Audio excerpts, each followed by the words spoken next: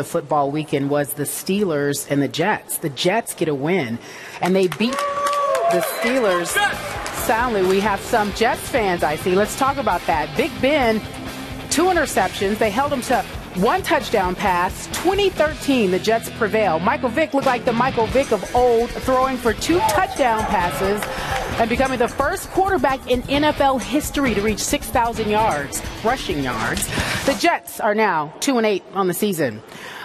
You mentioned this before, and I have to just give you a moment because you deserve the recognition, as we do with Stephen A. when he's right. When is that? Stephen A. is right every now and again. Actually, I was right 3 times. I picked Detroit to beat Miami. I picked San Francisco to beat New Orleans. I mean, he picked against both of those teams. Carrie, it's good for the show when Stephen A. occasionally gets gets one right. Occasionally. But you thought that Michael Vick should have been the starting quarterback. I did. So where would the Jets be right now if Vick had started?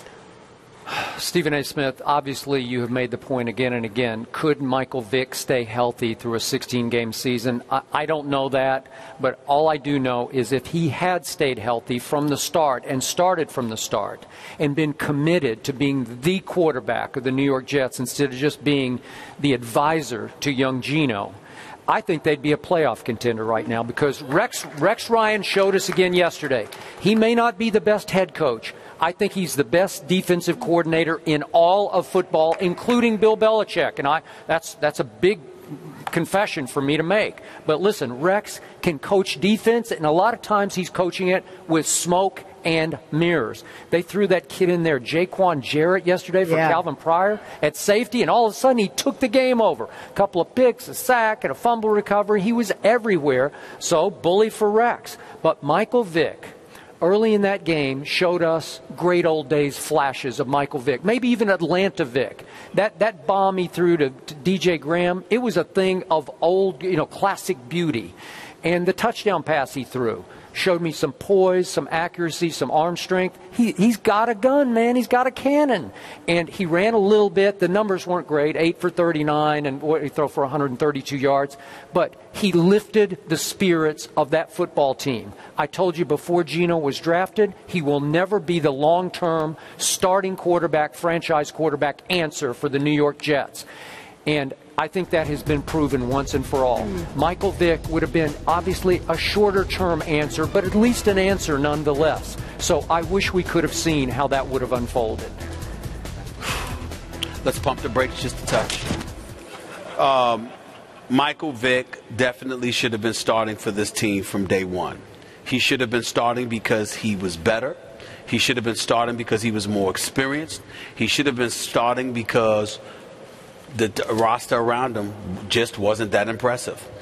John Idzik, who should also be unemployed as a general manager at the end of this season, his definition of a number 1 receiver was Eric Decker. Now, you know what my line is about Eric Decker. He played for Denver last year. We were told he was at the Super Bowl. We saw him give an interview prior to the game.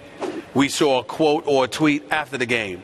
But with the exception of 1 reception for 6 yards over the course of 60 minutes in the Super Bowl, we couldn't find him. And so as a result of that, that's your definition of a number 1 receiver? I ain't buying it. You got Chris Johnson from Tennessee. We know he's beyond his prime. It is what it is. And so if you know that you have limited resources to work with, then you've got to put somebody up in there with the versatile skills that can make things happen and, more importantly, give guys a reason to be confident. Now, Michael Vick, at 34 years of age, hasn't won a playoff game in 10 years, really hasn't done what we anticipated he would do, but we know how electrifying he can be with his feet, if nothing else. And he does have a rifle for an arm. So I definitely think that if you looked at him, he's a better option than Geno. But with the Jets being 2-8, let's look at the schedule, Skip.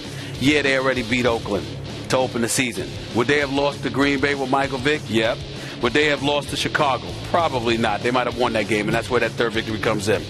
Detroit, they would have lost. San Diego, they would have lost. Denver, they would have lost. New England, they would have lost. Buffalo, I still contend. Michael Vick played that game, they lost. Michael Vick played against Kansas City, they lost. So I think that if Michael Vick had been your starting quarterback, you would have been good for one more victory than you have right now. Not because of Michael Vick, but because of the talent that they have around him. It's really that simple.